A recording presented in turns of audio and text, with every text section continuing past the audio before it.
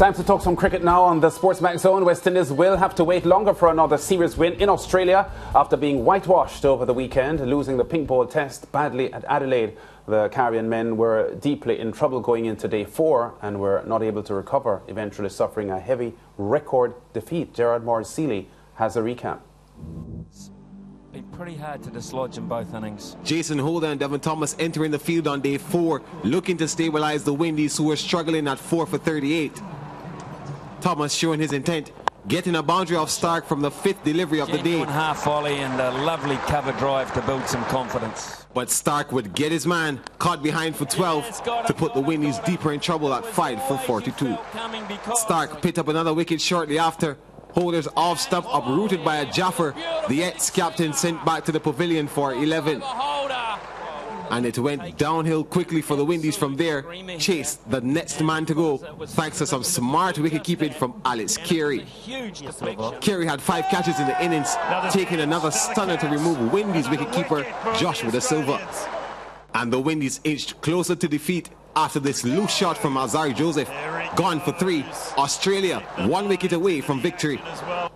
And Michael Neser would get rid of Marquino Minley to wrap up the Windies innings all out for 77, their worst ever test score against Australia. None of the batsmen got to 20 runs. Tej Narai Shandapal top scored for the second time in the match with 17 as they fall short by 419 runs, their heaviest ever defeat by runs in Test cricket. The Aussie bowlers again dominated their fast bowling attack without Josh Hazelwood and Pat Cummins sharing the wickets. Mitchell Stark and Michael Neser getting 3 for 29 and 3 for 22 respectively, with Scott Boland the pick of the bowlers with 3 for 16. Let's hear now from Windies captain Craig Brathwaite.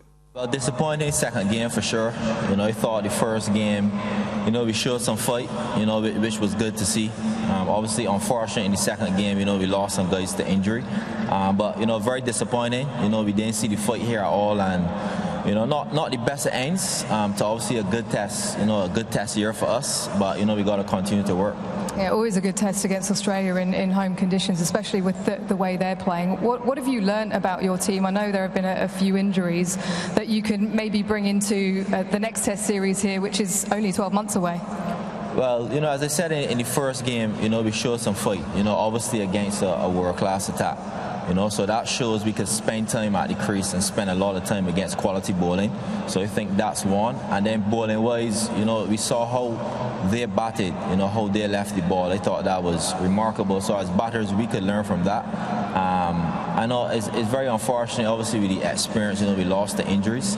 But, looking away, I think we could learn a lot from how they went about, bowling to their fields. And, in particular, how they left the ball. I thought, it was a big eye-opener for a lot of batters.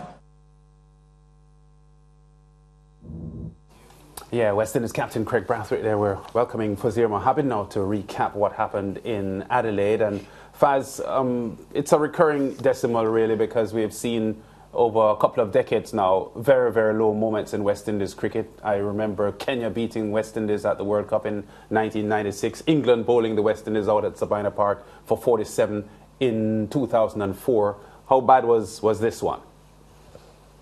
It was bad, but it wasn't surprising, Lance, because you always knew this was on the cards. Whether it would have been 418 runs defeat on the cards is another matter, but clearly the West Indies were going to be outclassed. They fought well, as Craig Brathwaite pointed out, in that first test match. Took it to 5 days, the penultimate session of the test match, and credit to them for that. But even if you factor in those injuries, the West Indies are going to struggle. And to me, and I heard about this only just about a week ago, that the West Indies are scheduled to tour Australia again in January of 2024, which really makes no sense as far as a proper scheduling and in that context. But it might have been interrupted by COVID or whatever. But wouldn't it have been better to have maybe a 4-test series? I suppose the marketing people in Australia would say that is a marketing disaster to have 4 test matches with this West Indies team. But they've got to prepare themselves to go back to Australia in January of 2024. And before that, Lance, there's probably an even tougher challenge with South Africa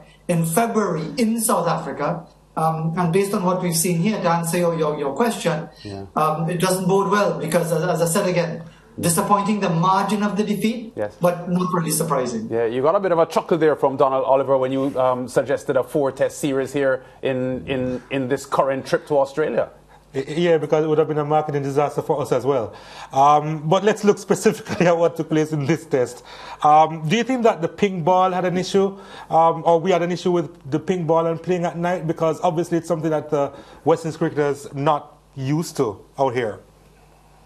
Well, it would have been a factor, but that's not an excuse. They had a pink ball preparatory match. Some of those players have played pink ball test matches before. We played one in the UAE, we played one in Barbados against Sri Lanka, which we lost, one in England. So it might not have been a whole heap of test matches or day-night that we would have vast experience, but I think it's more than anything else the experience of the Australians and the professionalism of the Australians, because we could spend day and night until the next test series in January of 2024 talking about the pink ball and everything else. I think the key point is when you looked at those pitch maps, when the Australian bowlers were bowling like Scott Boland, for example, they could drop the ball on a handkerchief for 6 consecutive deliveries. Yep. And yes, it's not tremendously exciting, but it is what wins you test matches, because winning test matches, the process is simple, but it's not easy to do it because you know what you have to do. Line and length, just as we're seeing those catches being taken behind the batsman. It's about line and length bowling consistently, a bit of variation in the seam, a bit of variation in pace, and yes, you'll come up with different things if the batsmen get going. But essentially, that's what you're required to do. If you look at all the great fast bowlers over the years, Donald, they have so much in their armory. But more than anything else, it's that element of consistency, the discipline, right on line, on or about the off stump, that invariably prevails. So we don't need magicians as part of our bowling lineup. We need players who can be a little bit more disciplined. Now, the same can go for the batsmen as well, because they were wafting at a lot of deliveries outside the off stump. I think Craig Brathwaite made the point that a lot of those deliveries could have been left alone. So again, the batsmen have a lot to learn as well as far as Test cricket is concerned. It is, and that's again why it is so different from the T20 format and even the 50-over-a-side format, because as Brathwaite himself pointed out, he described it as remarkable. Many people might describe what is remarkable about not playing.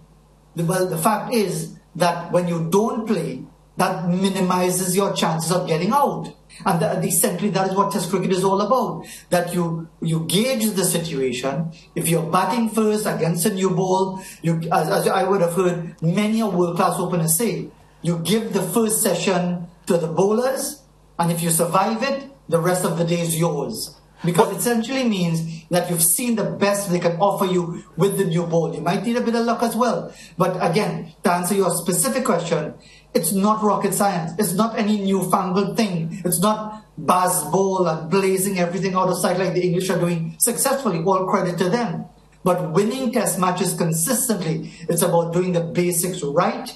And not just doing it right, doing it consistently right. And invariably you'll prevail. And that continues to be our challenge. Having said that, though, that we have been playing pretty decent in the last few series. But this really puts a highlight on how far behind we are from Australia in particular. Because we were actually looking forward to seeing our test team play cricket as opposed to the ODI team and the T20 team. So what do you think can be done to bridge that gap? Because in a sense, we are improving. Yeah, we are improving, but again, it's so contextual, Donald, and that's the thing. I think everyone would have been mindful that beating England in the Caribbean was just typical of England's attitude then. It's changed now. It could be different the next time England are in the Caribbean.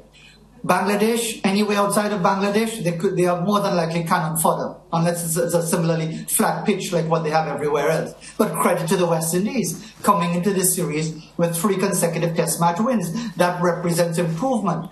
But test cricket is about so many different variations. It's not like football, where the pitch dimensions are basically the same, the pitch is invariably the same, you might have one better than the other, but it's not as different as it is in test match cricket. And that's why I referenced ahead of this series how the West Indies fared or didn't fare against South Africa in June of 2021, when we were really annihilated by Anrit Nokia, Lungi Ngidi, Kagiso Rabada. They now have Marco Janssen, who's a real gangling fast bowler, and who's going to produce a lot of pace and bounce in February of next year. And we weren't competitive at all. So I take your point about the West Indies having a good year so far, but again, there's the huge caveat of who you're playing and the conditions that you're playing in.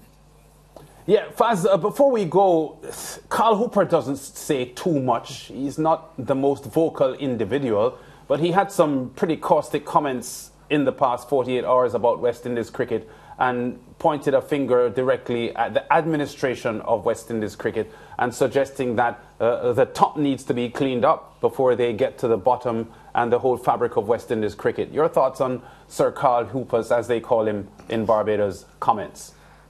Well, maybe the Bajan listeners will want to turn away or turn off at this point, because Sir Carl has always had an axe to grind with West Indies cricket administrators. Because remember, he's walked out of the West Indies team on a couple of occasions because he didn't like the way things were happening. He walked out ahead of a World Cup in 1996. He walked out ahead of a World Cup in 1999. He walked away when the team was in turmoil in 1995 with Brian Lara. And again, as soon as he walked away and came back as captain, which was in itself a talking point. Remember, Michael Holding stepped down from doing commentary in that series against South Africa because he took strong objection to Hooper coming back from retirement and being installed as captain immediately. And just to add to the drama around Carl Hooper, as soon as Lara was reinstated as captain, Carl Hooper ended his career yet again. So he might be right in his general observation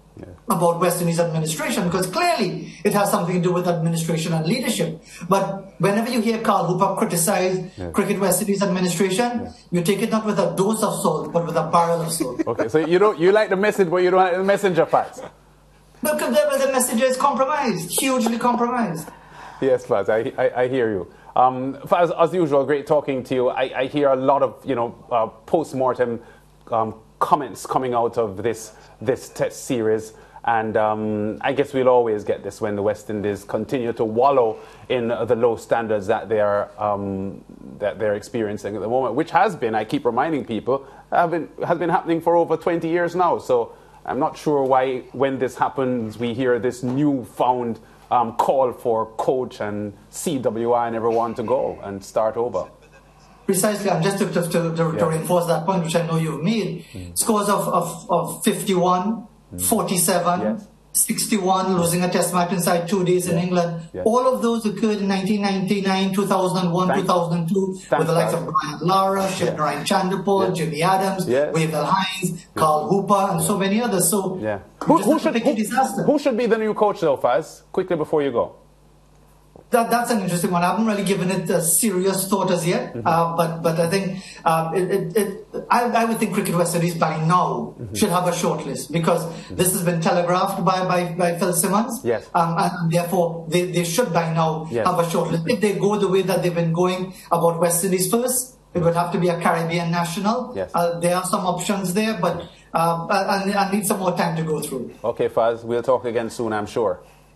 Take care. Yeah, okay, Donald. So the new coach is what we're waiting on. I thought I heard a comment from Jimmy Adams over the weekend on a TVJ report saying that they are thinking of in the direction of an interim coach and not making a solid appointment of a new coach in the coming months. That's what I thought I heard. He suggested that that's where they're leaning to at the moment. Couldn't care less. Oh, you couldn't? Couldn't care less. And I really do have an issue with comments made by Carl Hooper when he says that administrators need to change and administrations need to move on and stuff like that, because I can never understand what that means. It has nothing to do with the people there. It has nothing to do with the personnel, the president, the vice president. It don't have anything to do with the directors across the region. I think that there's a lack of putting in a system in place for West Indies cricket. I think that's the main issue, because even if you put past players in there, and we have seen past players being a part of the administration, and they are always in a tussle with the current players, it never works out. And that's because everybody has this idealistic approach to how you're going to solve the problems of West Indies cricket. And it doesn't work through an idealistic approach. You need support from sponsorship. You need support from the private sector. You need so many other things need to be put in place in order to say, okay, we're going to be building from the youth level right up to the senior team.